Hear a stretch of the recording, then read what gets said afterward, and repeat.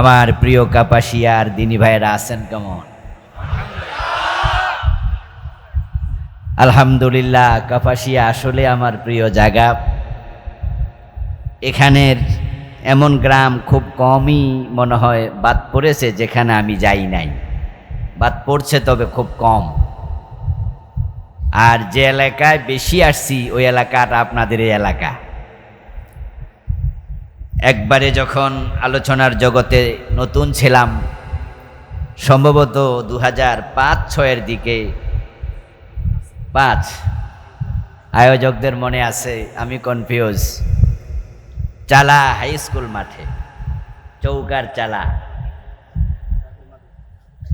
এরপর থেকে কাপাসিয়ার মানুষের প্রতি আমার ভালোবাসা, আমার প্রতিও কাপাসিয়ার মানুষের ওই যে 2005 সন থেকে এমন ভালোবাসা বাড়ল। আপনাদের কাপাসিয়া যত মাহফিল করছি, এক থানায় এত মাহফিল আমি বাংলাদেশে মনে হয় আর করি নাই। এ গ্রামে করছি, ও গ্রামে করছি, গতকাল করছি, আজকে করছি, পরশুদিন করছি। আমাকে অনেক ভাইয়েরা বলতেন যে কাপাসিয়া আপনার এত ওয়াজ হয়, অন্য দেশে কি ওয়াজ হয় না, পান না নাকি? আমি বলতাম যে আসলে ওখানকার লোকেরা আগে আগে চায় তো ওদেরকে দিয়ে দেই, পরের লোকেরা বঞ্চিত হয়। কিন্তু ভালোবাসার এতটা পেয়েছি, এখানে বারবার আসতে আমি কখনো কুণ্ঠাবোধ করিনি। এসেছি বারবার, আপনারা ভালোবাসা দিয়েছেন, এটা আল্লাহর দয়া। কিন্তু মাঝখান দিয়ে কিছু সময় আসতে পারি নাই। আসলে হয়তো কোরআনের কথাই তো বলতাম নাকি, নিজের বাপ দাদার কিস্সা কাহিনী শোনাতাম। কোনো নির্দিষ্ট দলের নাম বলে ওই দলে ভোট দেন, তাদের ভোট চাওয়ার জন্য কোনোদিন মাহফিলে বলছি কথা যে অমুক দলের ভোট দেন? ভোট চাইতে তো আসি নাই। কথা কোরআনের পক্ষে বলতাম, ইসলামের পক্ষে বলতাম। এই কথাগুলো হয়তো কারো পক্ষে যাইতো, কারো, আর এটাই তো স্বাভাবিক, এটাই তো নিয়ম। আপনি হক কথা যদি বলেন, এই হকটা হয়তো কারো পক্ষে যাবে, কারো বিপক্ষে যাবে, এটা নিয়ম। কিন্তু আমাদের কিছু ভাইয়েরা, তারা এই কাপাসিয়া আমাকে আসতে আর দেয় নাই। আসলে লাঠি লইয়া খাড়াই থাকে, 144 না 188 দ্বারা পর্যন্ত দিত। এবং আমি আরো আশ্চর্য হয়েছি, তাদের জন্য দোয়া করি, বদদোয়া দেই না, আল্লাহ তাদেরকে হেদায়েত দান করুন।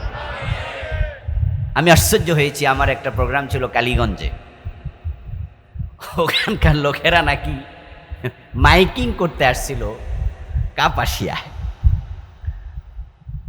ওদেরকে বলছে যে না, এই হুজুরের মাইকিংও করা যাবে। ওরা আমাকে জানালো যে হুজুর আমাদেরকে মাইকিং বন্ধ করে দিস। বললাম যে প্রোগ্রাম তো কাপাসিয়া না, কালীগঞ্জ, হোগা, কিন্তু মাইকিং চলবো না।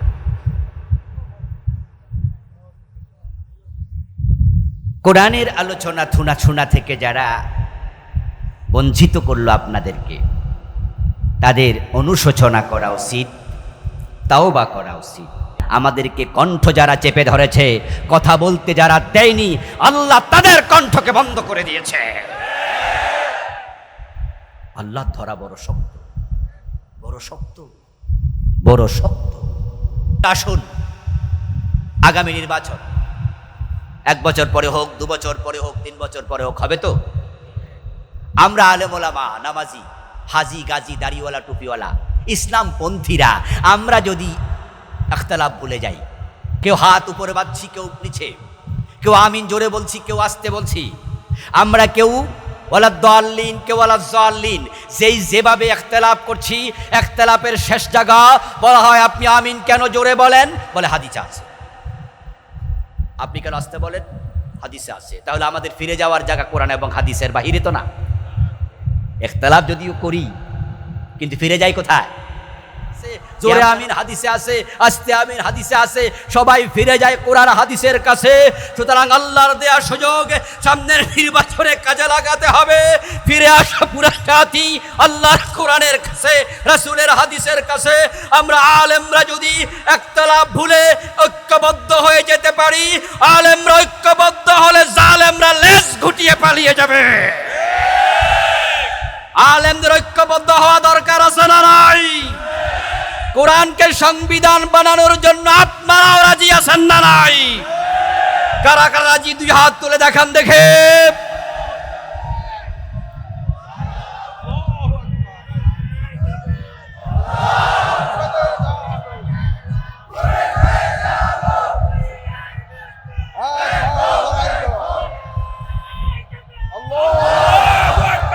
যে আল্লাহ তাআলা আমাদেরকে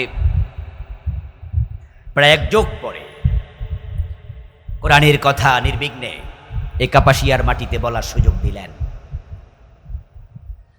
গত দুদিন ধরে আবহাওয়া প্রতিকূল ছিল, যে আল্লাহ অনুকূল করে দিলেন। আমি পার্সোনালি অসুস্থ মানুষ।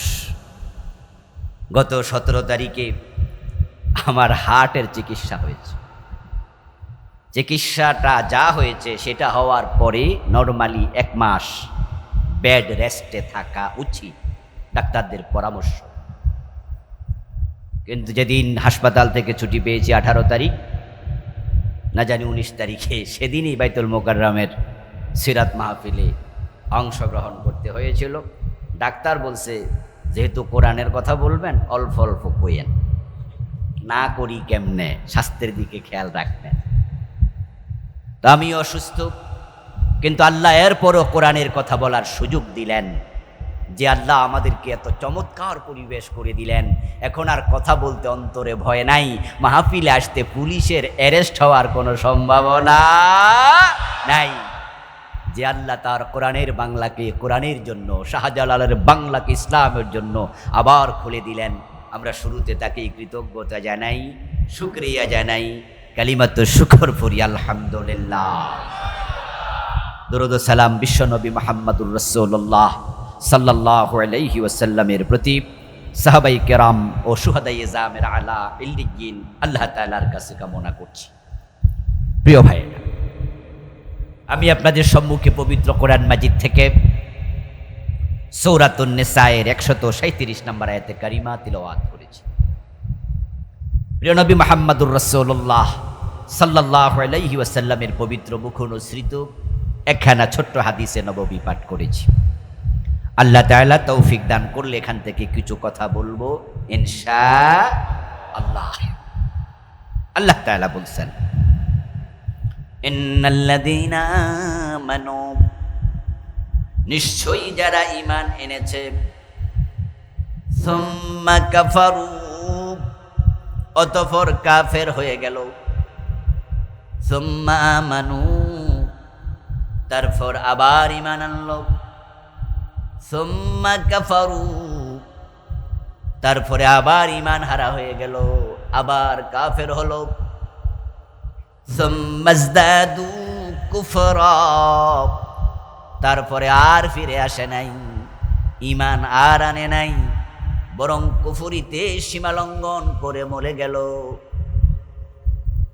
লাম ইয়াকুনিল্লাহু লিয়াগফিরা লাহুম, ঈমানদার ছিল কিন্তু এখন আর ঈমান নাই, ঈমান হারায়া মরে গেল, আল্লাহ তাদেরকে কোনোদিন ক্ষমা করবেন না।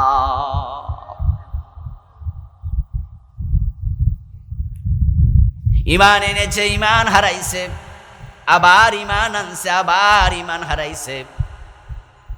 এই আয়াত দিয়ে বোঝা যায় ঈমান আনার পরে এটা বলার সুযোগ নাই যে আমার ঈমান কোনোদিন নষ্ট হবে না, বরং নষ্ট হওয়ার সম্ভাবনা আছে না নাই? যে আয়াতে কারিমা তেলাওয়াত করলাম, এই আয়াত গতকাল নাজিল হয় নাই, গত মাসে নয়, গত বছরও নয়, নাজিল হলো সাহাবাদের যুগে রাসূলুল্লাহর উপরে। এতে বোঝা যায় রাসূলের যুগেও এমন মানুষ ছিল যারা ঈমান এনে ঈমান আবার হারাইছে। রাসূলুল্লাহর হাতে কালেমা পড়ে মুসলমান হলো, তারপরে আবার মুরতাদ হয়ে বেঈমান হয়ে মরে গেল, এমন লোক আছে। ইবনু খাতাল তাদের অন্যতম। প্রিয় নবীজির হাতে কালেমা পড়ল, হিজরত করে মদিনায় গেল। মোমেন এবং মুহাজির কিন্তু কয়দিন পরে পলায়া মক্কায় চলে আসলো। আল্লাহর নবীর বিরুদ্ধে নিজে কবিতা লিখে লিখে মক্কার বাজারে রাসূলকে বদনাম করে বেড়াতো। নাউজুবিল্লাহ। মক্কা বিজয়ের পর রাসূলুল্লাহ সাল্লাল্লাহু আলাইহি ওয়াসাল্লাম ঘোষণা করলেন, লা তাসরিবা আলাইকুমুল ইয়াউম, আজকে কোনো প্রতিশোধ নেব না। আনতুমুত তুলাকা, তোমরা মুক্ত, তোমরা স্বাধীন, তোমরা নির্ভীক চিত্তে হাঁটো। আমি জোর করে মোমেন বানাবো না এবং প্রতিশোধ নেব না, তোমাদেরকে ছেড়ে দিলাম। ইল্লা ফুলানান ওয়া ফুলানান ওয়া ফুলানা, তবে অমক অমক অমক নাম ধরে ধরে বললেন, তাদের কোনো ক্ষমা নাই। হাইসু ওয়াজাদতুমুহুম ফাকতুলুহুম, ওদেরকে যেখানে পাও ও মুসলমান সেখানে হত্যা করো। যাদের ক্ষমা নাই তাদের মাঝে ইবনু খাতালের নামটাও ছিল। ইবনু খাতাল যখন শুনল, ঘর থেকে দৌড় মেরে বের হয়ে গেল। সে ভাবলো কোথায় যাই, আমার তো উপায় নাই।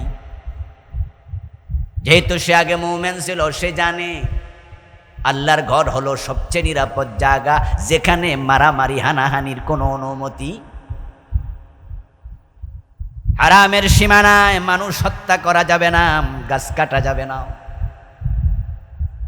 সেখানে শিকার পর্যন্ত নিষেধ, অস্ত্র নিয়ে হাঁটা পর্যন্ত নিষেধ। আল্লাহর বক্তব্য হলো, আমা দাখালাহু কানা আমিনা, যে হারামের সীমানায় প্রবেশ করলো সে নিরাপদ হয়ে গেল। এজন্যই এ শহরের নাম বালাদুল আমিন। ইবনু খাতাল বেরিয়ে গেল,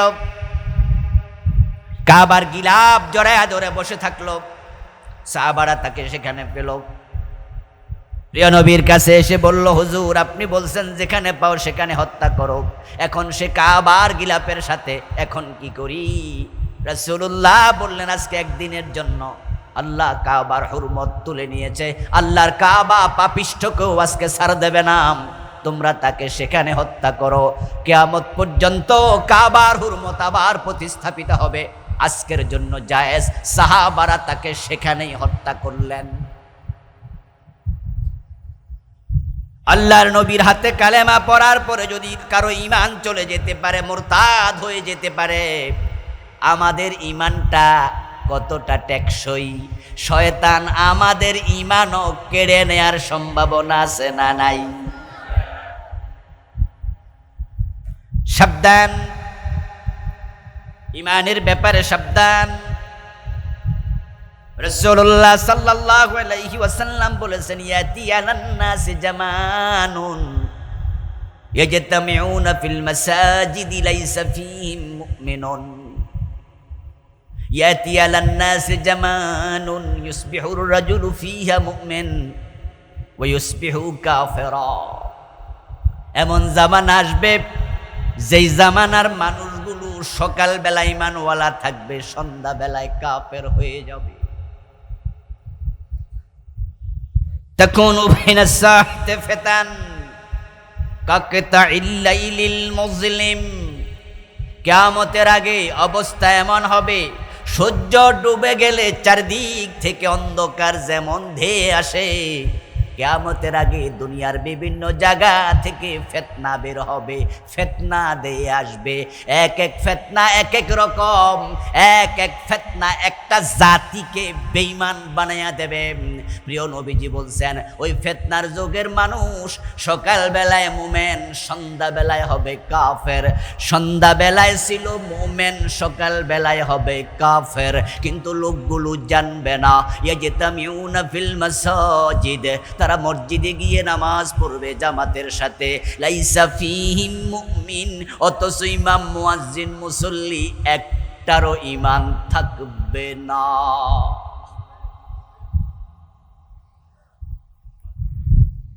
আসসাবিরু মিনহুম আলা দীনিহি কাল কাবিদ আলাল জামার, ওই জামানায় ঈমানের উপরে, দ্বীনের উপরে টিকে থাকা হাতের মাঝে আগুনের কয়লা রাখার মতো কঠিন হবে। ইমান নিয়ে বেঁচে থাকা খুব টাফ। আর যাদের ইমান নাই তাদের কোনো টেনশন নাই, কষ্টই নেই, তারা আরামে থাকবে। কিয়ামতের আগে মানুষ সকালবেলায় মোমেন, সন্ধ্যাবেলায় কাফের হবে। এই কথা শুনে আপনারা যদি মনে করেন যে এইটা কিয়ামতের আগে না হইব, এখন তো আর হইব না, তাহলে আপনি ভুল করবেন। কারণ রাসূলুল্লাহ হাদিস বলেছে এরপরে 1450 বছর চলে গেছে, ওই অন্ধকার জামানা, ফিতনার জামানা। আপনাদের কনসেপ্টটা একটু বলুন তো, আপনাদের কনসেপ্টটা একটু জানি। ওই ফিতনার জামানা আসবে না এসে গেছে? ইয়েস, আমি দেখছি এই হাদিস 100% মিলে গেছে, 100-তে 100। এমন মসজিদ বাংলাদেশে আছে যে মসজিদের ইমাম কাফের, মুয়াজ্জিন কাফের, মুসল্লি সব কাফের। রাসূলুল্লাহ বলেছেন ইয়াজতামিউনা ফিল মাসাজিদি, তারা মসজিদে একত্রিত হবে, নামাজ পড়বে, লাইসা ফীহি মুমিন, একজন মুমিন থাকবে না। এই জামানা এসে গেছে, রাসূলের হাদিস বাস্তবায়িত হয়েছে। এমন মসজিদ আমি বাংলাদেশেই দেখি, একটা দুইটা না, কয়েকশ ইতিমধ্যে হয়ে গেছে, যেগুলোর ইমাম কাফের, মুয়াজ্জিন কাফের, মুসল্লি সব কাফের। এমন মসজিদ যদি দেখতে চান, ঢাকার বকশীবাজারে যান, সেখানে কাদিয়ানীদের মসজিদ আছে না নাই? ইমামও কাদিয়ানী, মুয়াজ্জিনও কাদিয়ানী, মুসল্লি সব কাদিয়ানী, নামাজ পড়ছে 5 ওয়াক্ত। চিৎকার দিয়ে বলুন তো, কাদিয়ানীরা মোমেন না কাফের? কাদিয়ানীদের ইমাম সাহেব কাদিয়ানী, সে কি? মুয়াজ্জিন কাদিয়ানী, সে কি? হ্যাঁ, মুসল্লিরা কাদিয়ানী, সব কাফের। গোলাম আহমদ কাদিয়ানের জন্ম 1835 সালে, এখন চলছে 2024। তাহলে আপনি 1835, 2024 যোগ বিয়োগ দিলে দেখেন 200 বছর এখনো হয় না, মানে 190 বছর, বা ধরেন 250 বছর হবে। আচ্ছা, কাদিয়ানি নামে যে একটা জাতি আজকে কাফের, গোলাম আহমদ কাদিয়ানের জন্মের আগে কাদিয়ানি নামে কি কেউ ছিল? তাহলে এই ফিতনাটা কি পুরাতন না নতুন? একটু বলেন না, কথা বলেন না। তাহলে এই ফিতনাটা 200 বছরের ফিতনা, 1400 বছরের ইসলামের তুলনায় পুরাতন ফিতনা ছিল। শিয়া পুরাতন ফিতনা, জাবরিয়া, কাদরিয়া, মুতাজিলা পুরাতন ফিতনা, ফিরকায়ে বাতিলা। কিন্তু কাদিয়ানি ফিতনা এটা 250 বছর আগের ফিতনা। গোলাম আহমদ কাদিয়ানির যদি জন্ম না হতো, তাহলে আজকে যারা কাদিয়ানি মতবাদ গ্রহণ করে কাফের হলো, এই লোকগুলো কাফের হতো না। ওদেরকে একটা ফিতনা কাফের বানিয়ে দিয়েছে। এরকম ফিতনা আরো আছে না নাই? হ্যাঁ, ফেতানুন শব্দ বহু বচন, এক বচন ফিতনা। তাকুনু বাইনাস সাআতি ফিতানুন। প্রিয় নবীজি সাল্লাল্লাহু আলাইহি ওয়াসাল্লাম বলছেন, কিয়ামতের আগে নতুন নতুন ফিতনাগুলো বের হবে। কাদিয়ানি একটা ফিতনা, এটা হাজার হাজার মানুষকে কাফের বানালো। বাংলাদেশে যারা কাদিয়ানি, তাদের মাঝে হিন্দু আছে কয়জন? বৌদ্ধ, খ্রিস্টান। তাহলে যে কয়জন কাদিয়ানি সবাই ছিল মুসলমানের সন্তান, বাপ মুসলমান, মা মুসলমান। গোলাম আহমদ কাদিয়ানের জন্ম না হলে লোকগুলো কাফের হতো না। এটা একটা ফিতনা। রাসূল বলছেন ফিতানুন, আরো ফিতনা আছে। এখন বাকি ফিতনা জানা দরকার আছে না নাই? ওই ফিতনায় পড়ে তারা কাফের, ঈমান হারিয়ে ফেললো, সব শেষ, ক্ষমা নাই। যার ঈমান নাই কোনদিন আল্লাহর জান্নাত পাবে। জান্নাতে যাওয়ার জন্য 2টি শর্ত। কয়টা? মেহেরবানি করে কথা বলুন, ওয়াজ বাড়ি পর্যন্ত নেবেন। আল্লাহর কথা আমি শোনাচ্ছি। জান্নাতে যাওয়ার জন্য শর্ত হলো 2টা। বলুন তো কয়টা? এ 2 শর্ত নিয়ে মরবেন, জান্নাত নিশ্চিত। আল্লাহ কোরআন মাজিদে 1টি নয়, 2টি নয়, 3টি নয়, অনেকগুলো আয়াতে বলেছেন 2টি শর্ত।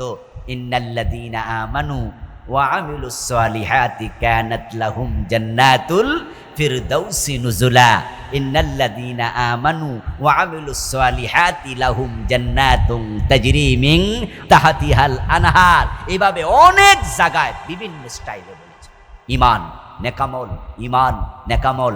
জান্নাতে যাওয়ার জন্য দুটি শর্তের মাঝে এক নাম্বারটার নাম কি? এক নাম্বারটার নাম কি? ঈমান।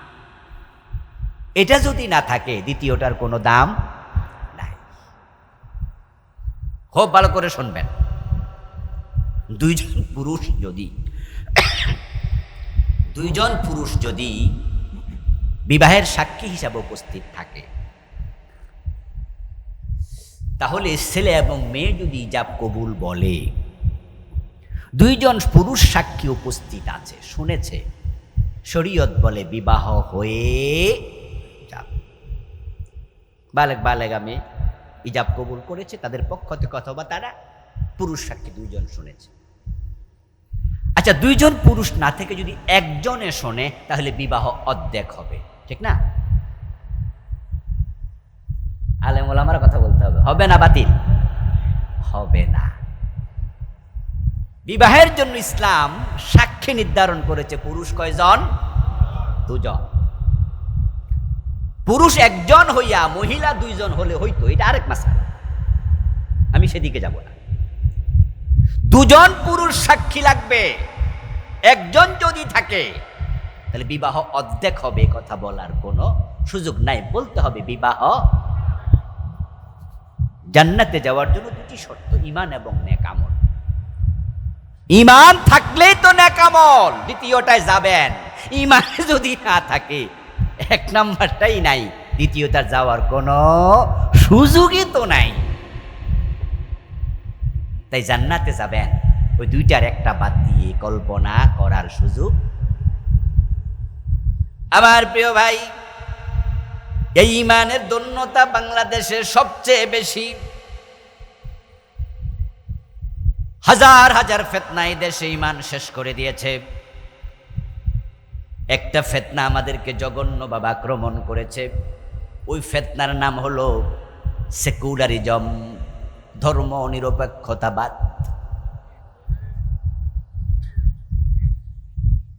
আপনারা এখানে কাদিয়ানি নেই, এই এলাকায় কাদিয়ানি আছে আমি জানি না, সেটা ধরে বললাম, ধরে নিলাম আজকে কোনো কাদিয়ানি নাই।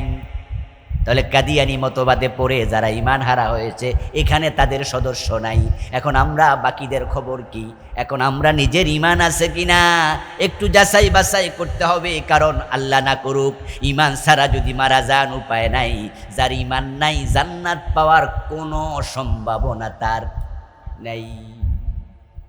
সে নবীর বাবা হইল নাই, নবীর ছেলে হইল নাই। মুসা নবীর বাবা, হযরত ইব্রাহিম আলাইহিস সালামের বাবার নাম আজর। আজর ছিল মূর্তি পূজক, মুশরিক। আজর কি জান্নাত পাবে? পাবে না। নূহ আলাইহিস সালামের ছেলের নাম কেনান। চারজনের মাঝে সে একজন, তিনজন ছিল মুমিন, তারা জান্নাতি, কিন্তু কেনান হলো জাহান্নামী। যখন কেনান পানিতে ডুবে মরছিল, হযরত নূহ তখনও বলছে, ইয়া বুনাইয়া রকাব মানা, ও কলিজার টুকরা, আমার নৌকায় ওঠ, নৌকায় ওঠ, এখানে উঠে যা, ডুবে যাবি তো। কেনান সেদিন বলছে, সাআবি ইলা জাবালিন ইয়াসিমুনি মিনাল মা, আমি ওই পাহাড়ে উঠবো, তোমার নৌকা না, পাহাড় তো আর ডুববে না। সেদিন নূহ নবী বলছেন, লা আসিমাল ইয়াউম, আজকে তোকে পাহাড়ও বাঁচাইতে পারবে না, কেউ পারবে না, আল্লাহ সব ডুবাই দিবে, নৌকায় ওঠ। কেনান জানতো ওই নৌকা উঠতে একটা টিকিট লাগে, ওই টিকিট সে কাটবে না। ওই টিকিটের নাম ছিল লা ইলাহা ইল্লাল্লাহ। উঠতে গেলে তো নূহ নবী বলবো, কালেমাটা কইটাও। আমরা যখন বিমানে উঠি টিকিট লাগে না? ভিআইপি গাড়ি উঠলো টিকিট লাগে, বলে আগে টিকিটটা দেখেন। হেল্পার বলবে, টিকিট প্লিজ। বিমানবন্দরে গেলেই দেখবেন টিকিট চাইবে, পাসপোর্ট ভিসা চাইবে, এগুলো নিয়ম। নূহ নবী বলবে টিকিট কাট, এটা কেনান জানে। এই জন্য সে বলতেছে তোমার নৌকায় উঠবো না। শেষ পর্যন্ত ডুবে মরে গেল। ডুবার সময় নূহ আলাইহিস সালাম বলছে, হে আমার রব, ইন্নাহু মিন আহলি, আমার ছেলে আমার পরিবারের সদস্য। আল্লাহ ডুবে যাইতেছে পানিতে, বাবা তো সন্তানের প্রতি ভালোবাসা তো আছে। বাবা জানে, মা জানে সন্তান তার হৃদয়ের কতটুকু জায়গা দখল করে থাকে। সন্তানকে মা বাবা এমনও আছে তার নিজের জীবনের চেয়েও বেশি ভালোবাসে। আমার প্রিয় ভাই, নূহ নবীর সাথে কেনান ওঠেনি। আল্লাহ বলে লাইসা মিন আহলিক, তার সাথে তোমার পরিবারের কোনো সম্পর্ক নাই, সে তোমার কেউ না, যার কথা আর আমার কাছে কিচ্ছু বলবা না। লা তাকফু মা লাইসা লাকা বিহি ইলম, ও নূহ নবী, যা জানো না তা তুমি আর কোনোদিন আমার সাথে কথা বলবা না। নূহ নবী আল্লাহর কাছে সাথে সাথে ক্ষমা চাইছে, ঠিক আছে আর কথা বলবো না তার ব্যাপারে। নবীর ছেলে কেনান জান্নাত পাবে না, ঈমান নাই।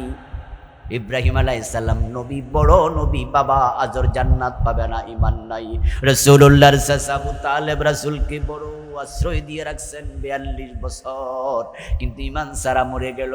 প্রিয় নবীজি কাঁদতে কাঁদতে বললেন, আহওয়ানু আহলিন নারি আযাবান আবু তালেব ওয়া হুয়া মুনতাইলুম বিন আলাইনি ইয়াগলি মিনহুমা দিমাগুহু। আমার ভালোবাসার কারণে আবু তালেবের শাস্তি আল্লাহ কমাবে, কিন্তু জাহান্নাম থেকে মুক্তি দেবে না, ঈমান নাই। তার পায়ের নিচে জাহান্নামের আগুন থেকে 2টা চটি জুতা আগুন দিয়া বানাইয়া আল্লাহ তলায় দিয়া রাখবে, পায়ের তলায়। ও 2টা জুতার উত্তাপে আবু তালেবের মাথার মগজ চিরকাল টকবক করে উতরাতেই থাকবে।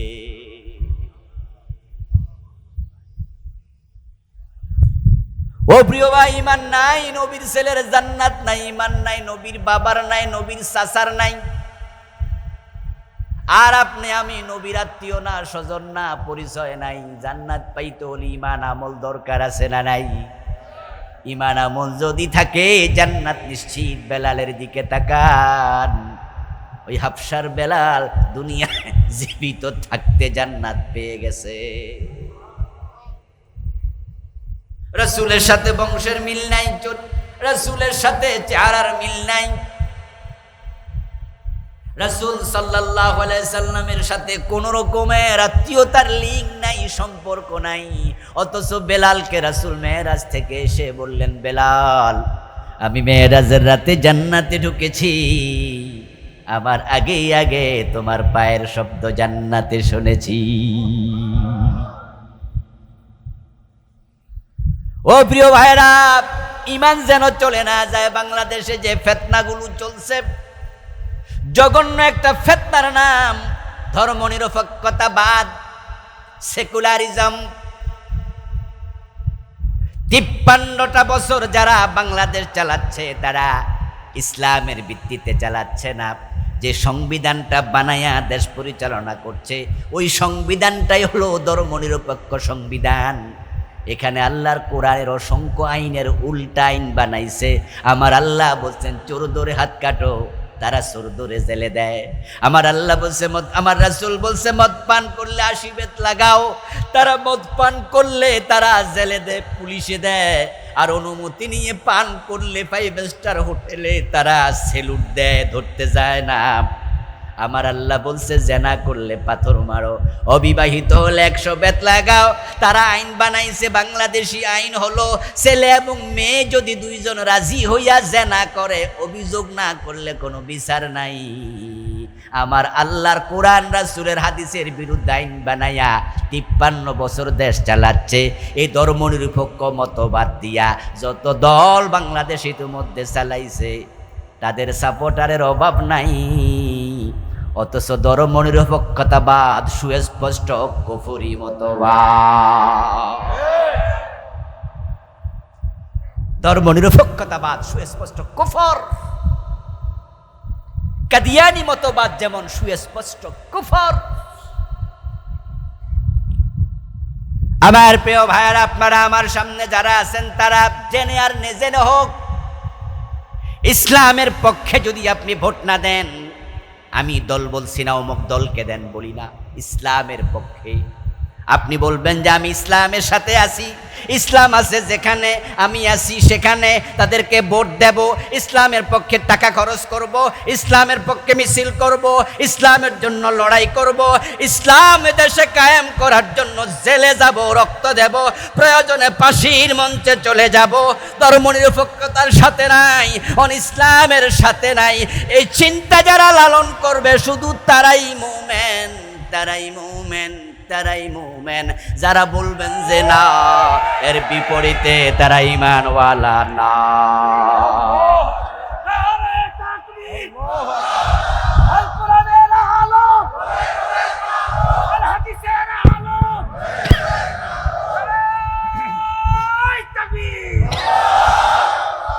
আমার প্রিয় ভাই, ইসলামের পক্ষে থাকবেন, ধর্মনিরপেক্ষতার পক্ষে নয়, এটা কুফরি মতবাদ।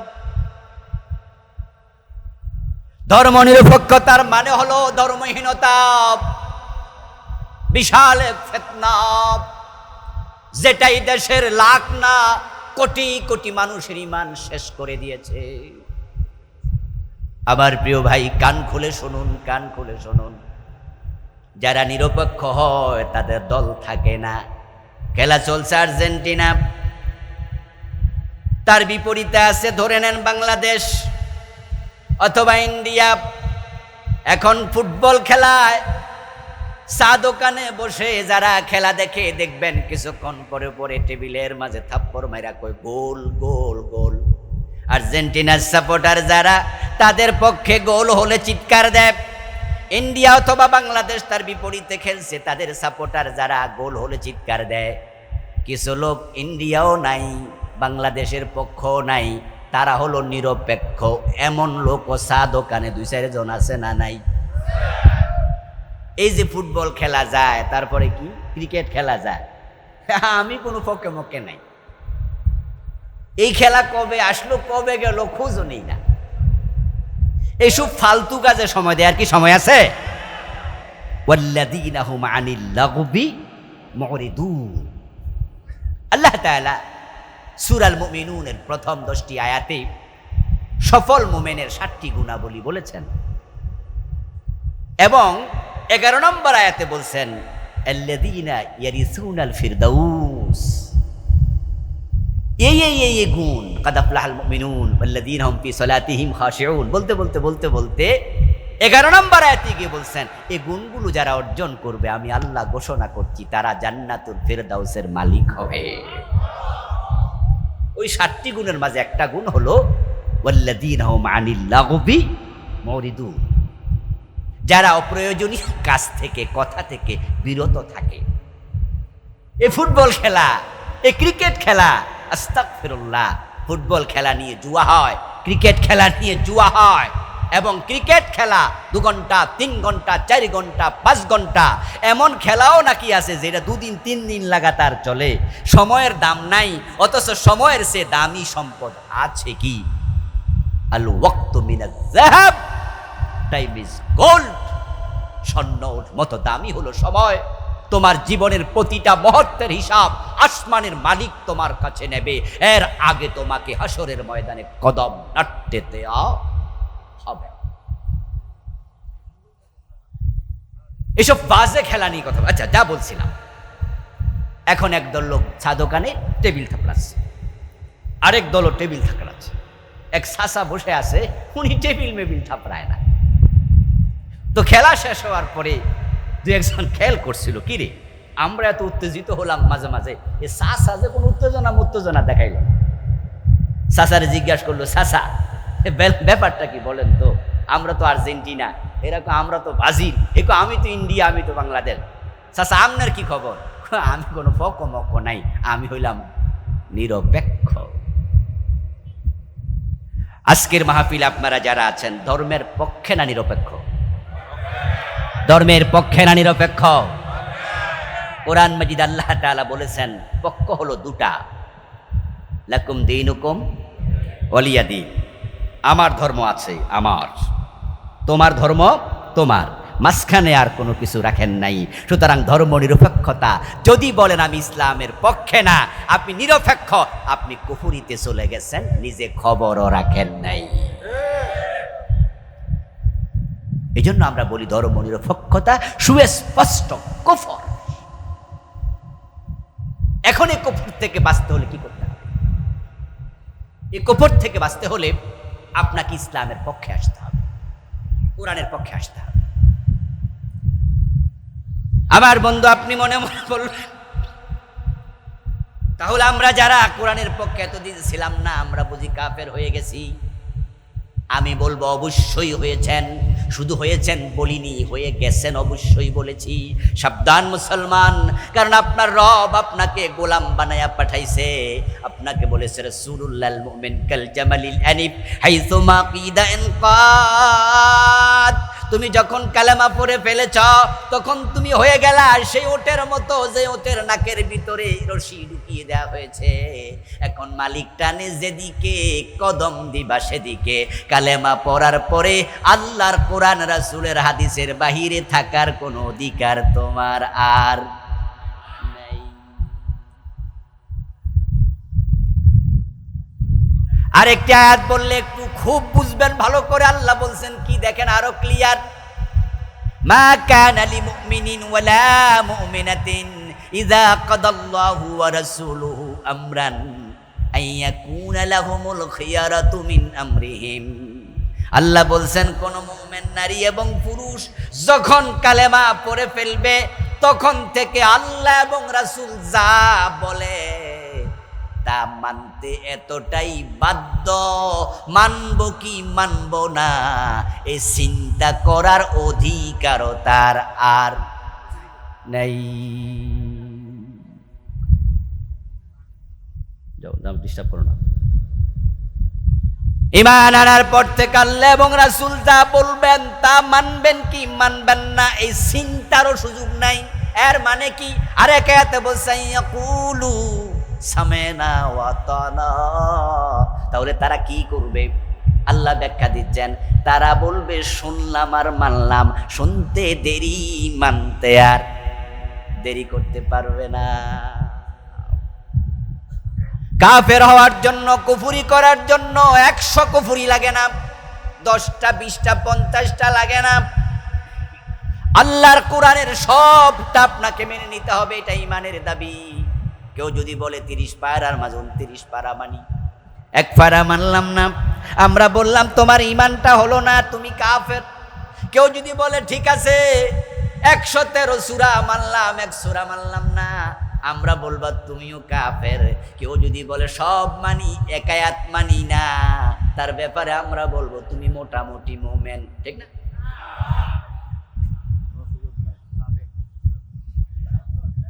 ও প্রিয় ভাই, রাসূল বলছে ফিতনা আসবে, মানুষ কাফের হবে। এখন ধর্ম নিরপেক্ষ সংবিধান বাংলাদেশের লোকদেরকে 1 2 3 4 5 6 10 20 50 100 জায়গায় কুফরি করায় নাই। এই 53 বছরে কুফরি করাইছে শত শত জায়গায়, শত শত। আমাদের সংবিধানে আইন হচ্ছে দেশের মালিক জনগণ, সাবরেন্টি জনগণের, দেশের মালিক জনগণ। অথচ আল্লাহর কোরআনে 1টা 2টা নয়, অসংখ্য আয়াত আল্লাহ বলছেন আকাশ এবং জমিনের মালিক কে? আল্লাহ। লিল্লাহি মা ফিস সামাওয়াতি ওয়া মা ফিল আরদ ওয়া লাহু মান ফিস সামাওয়াতি ওয়া মান ফিল আরদ লিল্লাহি মিরাসুস সামাওয়াতি ওয়াল আরদ। 1টা 2টা না।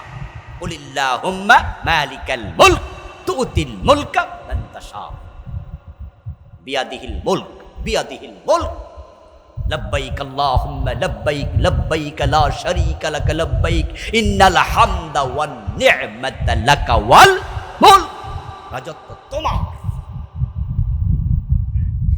আল্লাহ কোরআনে বলতেছে আকাশ জমিন আমার, এই জমিনের মালিক আমি। আর আমার সংবিধানে লেখা হয়েছে দেশের মালিক। এজন্য সেই স্লোগান আমাদের নেতারা মাইক হাতে নিয়ে বলে জনগণ সকল ক্ষমতার উৎস। আপনাকে কাফের বানিয়ে ছেড়ে দিল। আমার আল্লাহ তাআলা বলেন আস-সারিকু ওয়াস-সারিকাতু ফাকতাউ আইদিয়াহুমা। পুরুষ হোক আর নারী হোক, যদি চুরি করে তার হাতটা কেটে ফেলো। রাসূলুল্লাহ সাল্লাল্লাহু আলাইহি ওয়াসাল্লাম বললেন, আমার মেয়ে ফাতেমা যদি চুরি করে আমি ফাতেমার হাতটাও কেটে দেব। অথচ আমাদের সংবিধানের আলোকে 53 বছর বাংলাদেশ চলছে। আওয়াজ করে বলতে হবে চোর ধরে হাত কাটা হয়েছে নাকি? কারণ সেটার আইন বানাইছে চোর ধরে জেলে দাও, অথচ আল্লাহ বলল চোর ধরে হাত কেটে দাও। আমার রাসূল বললেন আমার মেয়ে ফাতেমা চুরি করলে তাকেও ছাড়া যাবে না। আল্লাহর আইনের বাইরে আমি নবী মুহাম্মদ যাব, সে অধিকার আমার। কুল ইনাত্তাবিউ ইল্লা মা ইউহা ইলাইয়া, ও নবী আপনি বলে দিন আমার কাছে যে ওহী নাজিল হয় এটা মানতে আমি নবী মুহাম্মদ বাধ্য। ইন্নী আখাফু ইন আসাইতু রাব্বি আযাব ইয়াউমিন আযীম, যদি আমি আল্লাহর বাহিরে চলে যাই, আমি নবী মুহাম্মদ আল্লাহর কথার উল্টা চলি, কিয়ামতের কঠিন দিবসের ভয় আমিও করি, আমার আল্লাহ আমাকেও ছাড় দেবেন না। প্রিয় নবী বলছেন যে আমার মেয়ে ফাতেমারে আমি ছাড় দেব না, হাত কেটে ফেলবে, এটা আল্লাহর অর্ডার। আপনারা 53টা বছরে আল্লাহর এই অর্ডারটা একদিনও মানলেন না তো মানলেন না, উল্টা আইন বানাইয়া সংবিধান বানাইয়া ছাপাইয়া দিছেন। সেখানে আইন বানাইছেন ফৌজদারি বিধানে, চোর ধরে হাত কাটো না, জেলে দাও। আল্লাহর কথার বাহিরে গেলে কি কুফরি হয় না?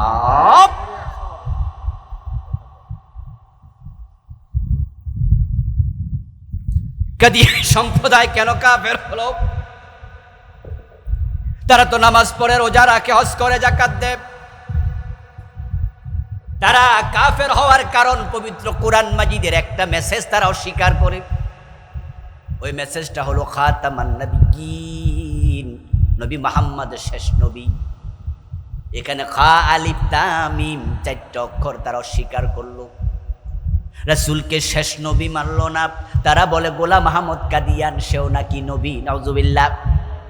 তারা নামাজ রোজা হজ যাকাত যাই করুক, কোরআনের একটা মেসেজ মানে না, ঈমান শেষ। কুফরি একটা করলে যা, 10টা করলেও ঠিক। এই ধর্মনিরপেক্ষ মতবাদ আমাদেরকে কিভাবে কাফের বানাইছে, আপনাদেরকে কেমনে বানাইছে শুনুন। আল্লাহ তাআলা কোরআন মাজিদে কত সুন্দর করে করে বললেন বিভিন্ন জায়গায়, ইনিল হুকমু ইল্লা লিল্লাহ, আল্লাহ ছাড়া কারো আইন চলবে না। আলা লাহুল খালকু ওয়াল আমর, সাবধান, সৃষ্টি যার, আইন চলবে শুধু তার। রাসূলুল্লাহ 10 বছর মদিনা নামক রাষ্ট্র চালালেন। উনি প্রেসিডেন্ট ছিলেন। আবু বকর, ওমর, ওসমান, আলী রাদিয়াল্লাহু তাআলা আনহুম 30 বছর আল খিলাফাতু আলা মিনহাজিন নবুওয়া, নবুয়তের সিস্টেমে 30 বছর দেশ চালাইলেন। আপনাদের কাছে আমার প্রশ্ন, ওমর অর্ধ দুনিয়া চালালেন 10 বছর, হযরত ওসমান চালালেন 12 বছর, রাসূলুল্লাহ নিজে 10 বছর, 4 খলিফা সহ রাসূল সহ 40টি বছর তারা যখন দেশ চালালেন। একটু আওয়াজ করে বলুন তো, নিজের আইনে, মানুষের আইনে না আল্লাহর আইনে? এখন 53 বছর বাংলাদেশ চলছে আল্লাহর আইনে না ব্রিটিশ আইনে? তো ধর্মনিরপেক্ষ সংবিধান আল্লাহর আইন সরাইয়া মানুষের আইন বসাইল। আল্লাহর আইন বাদ দিয়া অন্যটা মানলে কি কুফরি হবে না? এই মতবাদ মানুষকে কাফের বানিয়ে দেয়। আলহামদুলিল্লাহ, এবার আল্লাহ আমাদের সুযোগ দিচ্ছে। আল্লাহর দেয়া সুযোগ কাজে লাগাতে হবে। দেশের বয়স 53 বছর চলছে। 72তে সংবিধান লেখা হলো। সংবিধান লেখার পর থেকে আজ পর্যন্ত যতগুলো গভর্নমেন্ট এসেছে, সরকার এসেছে, এই সংবিধানকে পরিপূর্ণ পরিবর্তন করার সাহস কোন সরকার দেখাতে পারেনি, সম্ভব হয়নি। বরং কিছু ধারা, কিছু উপধারা তারা পরিবর্তন করেছে তাদের নিজের প্রয়োজনে। কেউ পুরাটা পরিবর্তন করার সাহস করেনি, সুযোগে ছিল না। কিন্তু 5ই আগস্টের বিপ্লবের পরে এমন অবারিত সুযোগ আল্লাহ বাংলার মানুষকে দিয়েছে। নতুন সরকার, অন্তর্বর্তীকালীন সরকার যদি চায়, বাংলার মানুষ যদি বাধ্য করতে পারে, নতুন করে সংবিধান লেখারও সুযোগ আছে না নাই?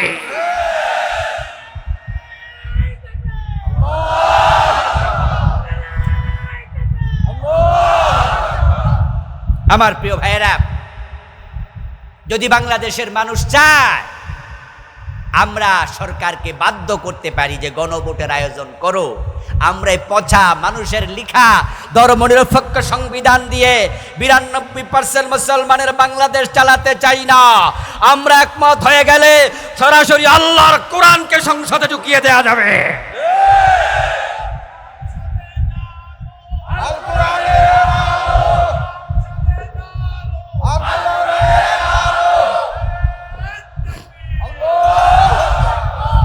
আল্লাহর দেয়া সুযোগটা কাজে লাগানো দরকার আছে না নাই? আপনার বাবা আপনাকে বলেছে আমার জন্য একটি লুঙ্গি কিনে আনো, আপনি বাজারে গেলেন, গিয়ে একটা শাড়ি কিনে নিয়ে আসলেন। বাড়িতে আসার পরে আপনার বাবা আপনারে জিজ্ঞাসা করলো, কিরে বাজান, এটা দিয়ে আমি করবো কি? তখন আপনি বললেন যে বাবা, বাজারে গিয়ে দেখি লুঙ্গি দোকান 5-7টা, তো কোনটাতে কিনি, এর জন্য রাগ করে একটা শাড়ি কিনে আনছি। আপনার বাবা সহ যারাই শুনবে তারা বলবে, ব্যাককল, দোকান 5টা হোক 7টা হোক, এতে তোর তো সুবিধা আরো বেশি ছিল। 10 দোকানে যাচাই কইরা তুই কিনতে পারতি, একটু কম দামেও কিনতে পারতি, সুবিধা মতো কিনতে পারতি, কালার টালার দেইকা তুই মন মতো কিনতে পারতি। দোকান বেশি দেইকা তুই শাড়ি কিনতে গেলি কেন? ব্যাককল। আমাদের দেশে ধর্মনিরপেক্ষ সংবিধান থেকে ঈমান তোলে, বিশ্বাস তোলে, কোরআনের উপরে স্থাপন করে মোমেন হয়ে মরার সুযোগ করে দিয়েছে। ইসলামী দলগুলো, যত ইসলামী দল আছে সবাই কোরআনের পক্ষে। ঈমান নিয়ে মরতে হলে যেই কোনো ইসলামী দলে ঢুকে দাও, ইসলামী দল বেশি এই অভিযোগ করে কুফরি দলে যোগ দেওয়া যাবে না।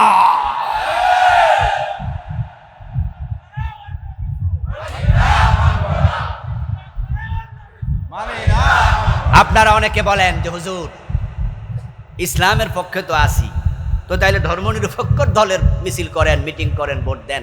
হুজুর আপনারাই তো দলের অভাব নাই, কোনটা দিন? এমন কথা বলার লোক আছে না নাই? বলে হুজুর ইসলামের পক্ষেই ছিলাম, আসি তো টাকা দেন ওদিকে, ভোট দেন ওদিকে। যারা আল্লাহর কোরআনের আলোকে দেশ চালাবে বলে না, তাদের দলীয় ঘোষণার মাঝে এটা নাই যে আমরা পাশ করলে কোরআনকে সংবিধান বানাবো, কোরআনকে সংসদে নেব, আল্লাহর আইনে দেশ চালাবো, এই চিন্তা তাদের মাঝে নাই। তা আপনি তাদের দলে টাকা দেন, তাদের দলে ভোট দেন, তাদের মিছিলে যান। আপনি বলছেন ইসলামের পক্ষে, হুজুর ছিলাম, আসি, কিন্তু আপনারা যে 13 দল, তো জামু কোনটায়? তো লুঙ্গি দোকান বেশি, তাই শাড়ি কিনবেন না। বাজারের মাঝে মসজিদ বেশি দেখে মন্দিরে ঢুকবেন? যে কোন মসজিদে নামাজ পড়তাম, এত মসজিদে মন্দিরে চলো, সুযোগ নাই। ধর্মনিরপেক্ষতা কুফরি মতবাদ, এই মতবাদের সাথে সম্পৃক্ত থেকে মারা যাবেন, ঈমান শেষ হয়ে যাবে। প্রিয় ভাইয়েরা, ঈমান আছে, ঈমান নাও থাকতে পারে, ঈমান যে কোনো সময় চলে যেতে পারে। এর কারণটা কি জানেন? কারণ হচ্ছে ঈমানের চেয়ে দামি কোনো জিনিস পৃথিবীতে আর যে জিনিস দামি হয় সে জিনিস চুরি হওয়ার সম্ভাবনা বেশি।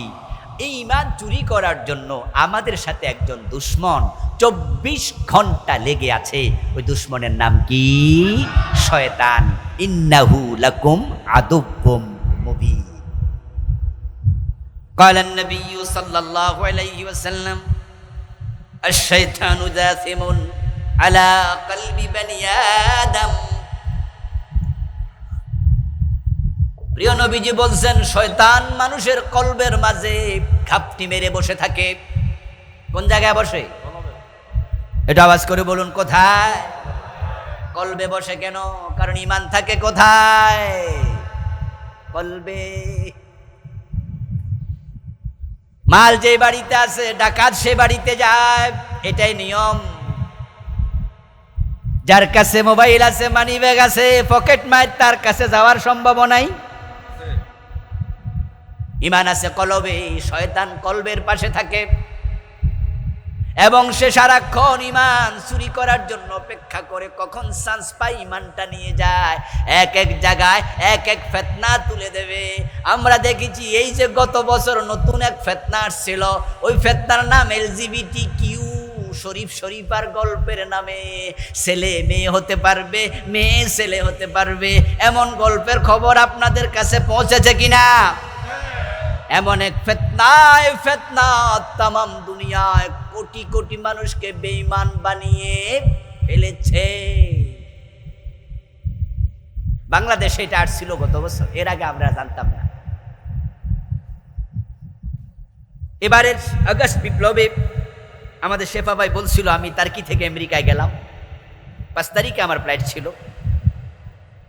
আমেরিকাতে এক জায়গায় একটি প্রোগ্রাম করার জন্য গিয়েছি, অনেকগুলো প্রোগ্রাম করেছি আলহামদুলিল্লাহ।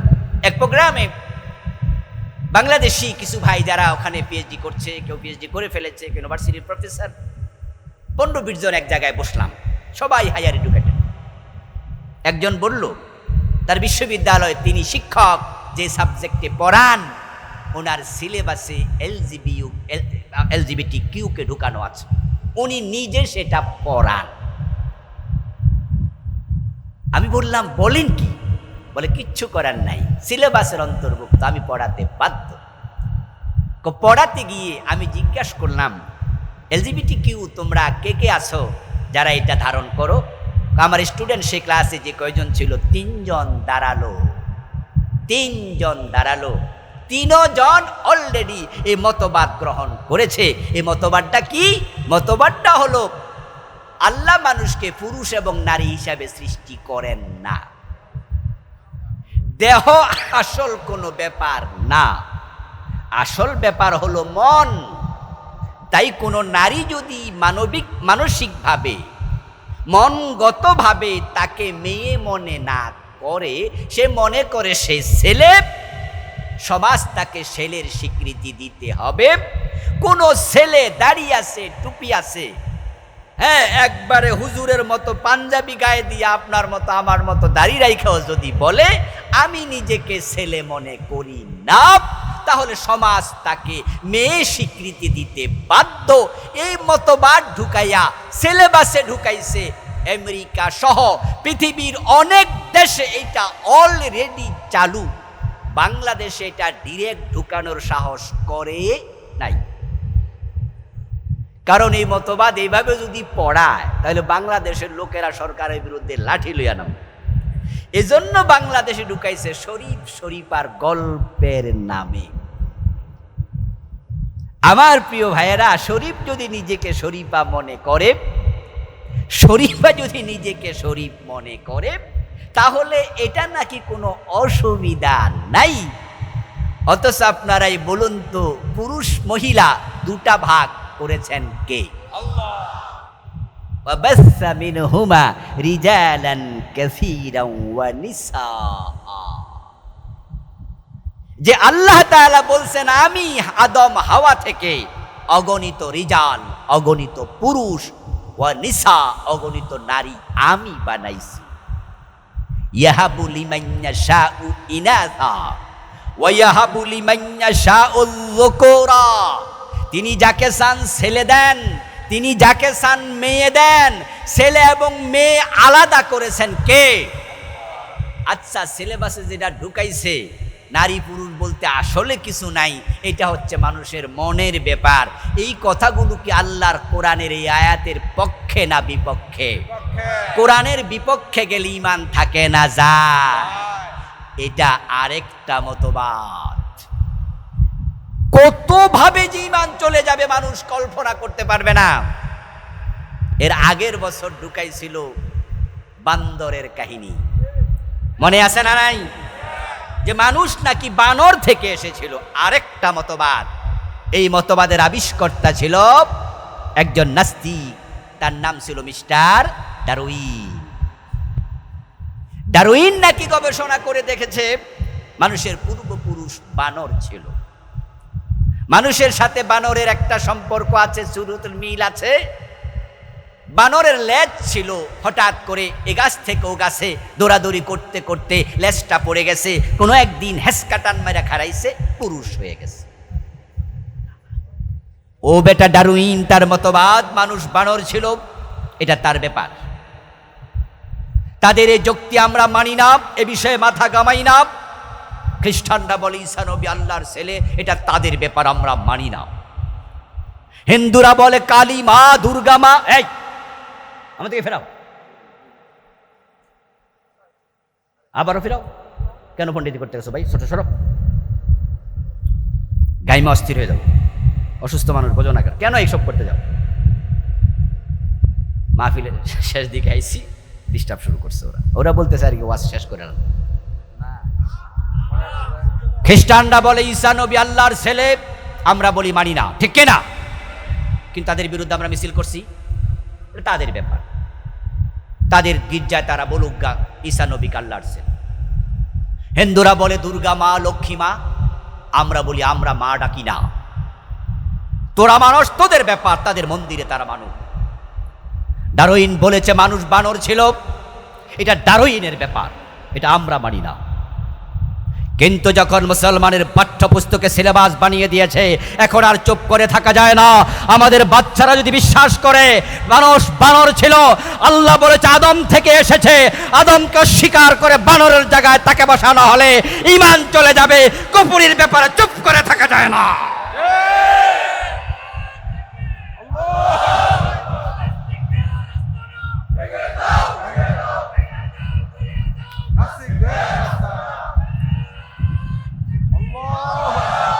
আলহামদুলিল্লাহ। প্রিয় ভাইয়েরা, আমি আপনাদেরকে যে কথা বুঝাতে চাচ্ছি, ফেতনা কি একটা না বেশি? এক একটার এক এক নাম। এমন ফেতনা যেটা 2 বছর আগেও আমরা, এই যে শরীফ শরীফা এলজিবিটি কিউ, কি নাম রে বাবা, বুঝলে তো? আচ্ছা, এটা তো গতবার না ঢুকাইলে, এটা যে আমেরিকাতে, ফ্রান্সে, জার্মানিতে, রাশিয়াতে অলরেডি চালু হয়েছে। সমকামিতাকে পৃথিবীর প্রায় 85টি রাষ্ট্রে অলরেডি রাষ্ট্রীয়ভাবে স্বীকৃতি দিয়েছে। ছেলে ছেলেকে বিয়ে করে, মেয়ে মেয়েকে। এলজিবিটি কিউ রে জানো, 2 বছর আগে আমরা জানতামই না। নতুন ফেতনা, এইভাবে কিয়ামতের আগে ফেতনা আসবে। ফেতনায় মানুষ ঈমান হারাবে। এখন আপনারা বলুন তো, এখন ঈমান নিয়ে বাঁচতে চাইলে ফিতনা থেকে সতর্ক হওয়া দরকার আছে না নাই? আলহামদুলিল্লাহ। আমরা যখন দেখলাম তারা ডারউইনের মতবাদ বইতে ঢুকালো, বিগত পাওয়ারফুল সরকার, যে সরকার ভিশন 2041 ঘোষণা করেছে, ওদেরকে আলেম ওলামারা গত বছর পাঠ্যপুস্তকের বিরুদ্ধে মিছিল করে, মিটিং করে, মাহফিলে বলে, যখন আমরা সারা দেশে তোলপাড় তুলে দিলাম, সরকার ডারউইনের মতবাদ বই থেকে স্থগিত করতে বাধ্য হয়েছে। তৎকালীন শিক্ষামন্ত্রী ডক্টর দীপুমণি কয়েকজনকে নিয়ে একটি কমিটি বানালেন। ওই কমিটি রিপোর্ট দিল যে হ্যাঁ, এই মতবাদ বইতে ঢুকছে। তাদের রিপোর্টের পরে সরকার শিক্ষা মন্ত্রণালয় থেকে সার্কুলার করেছে, পাঠ্যপুস্তকের অমক ক্লাসের বইয়ের অমক অংশ আর পড়ানো যাবে না, স্থগিত। আল্লাহ জাতির বাচ্চাগুলোকে ক্লাস 6 বা 7 দিয়েছিল, সম্ভবত ক্লাস 7। এই বাচ্চাগুলোকে আল্লাহ তাআলা কাফের হওয়া থেকে হেফাজত করেছে, ঠিক না? দেখেন ষড়যন্ত্র, দেখেন কুফরি উত্থান, দেখেন। আমি হিসাব করে দেখলাম এটা ক্লাস 7 বা 6 দিল কেন, এই ক্লাসে দিল কেন? কারণ ইন্টারমিডিয়েটে দিলে ফলাফানকে যদি ক্লাসে টিচার পড়াইতো, যে মানুষ আগে বান্দরা ছিল, ক্লাসের ফলাফান কইতো আমনে ছিলেন, আপনার দাদা ছিল, আমনে 14 গোষ্ঠী ছিল, আমরা না, ঠিক না? ফলাফান তো বড় হয়ে গেছে। তাই ইন্টারমিডিয়েট লেভেলে গিয়ে এগুলো পড়াইলে ফলাফান মানবে না, খাবে না, এ বস্তা পচা থিওরি মানবে না। আবার ক্লাস 3-তে 2-তে যদি দিত যে মানুষ এক সময় বান্দর ছিল, ক্লাস 1-2 ফলাফান করতো মানুষ কি বান্দর টান্দর কি আসছিল, এটা হেইরা ছিল, আমরা বুঝি না। কিন্তু এমন জায়গায় দিছে যারা প্রতিবাদও করে না, আবার অবুঝো না। 6-7 এই ক্লাসটাতে বুঝাইতে পারলে হয়তো বিশ্বাসও করতে পারে। আর যদি এটা সিলেবাসে থেকে যেত, আমাদের মুসলমানের সন্তানগুলো ক্লাস 7-এ বেঈমান হয়ে যেত। আমরা থামিয়ে দিয়েছি। এইবার যখন শরীফ শরীফার গল্প ঢুকালো, আলহামদুলিল্লাহ, আবার আলেম ওলামারা কথা বলা আমরা শুরু করলাম। আরেক ফিতনা। সরকার বাধ্য হয়েছিল আমাদের ইসলামী আরবি বিশ্ববিদ্যালয়ের ভিসি সাবেক ডক্টর রশিদ স্যার এবং কয়েকজনের একটি কমিটি করে দিল, দিয়ে বলল যে হ্যাঁ, এটার ব্যাপার দেখুন, এটা নিয়ে সরকারের সুস্পষ্ট সার্কুলার আমরা এখনো পাইনি।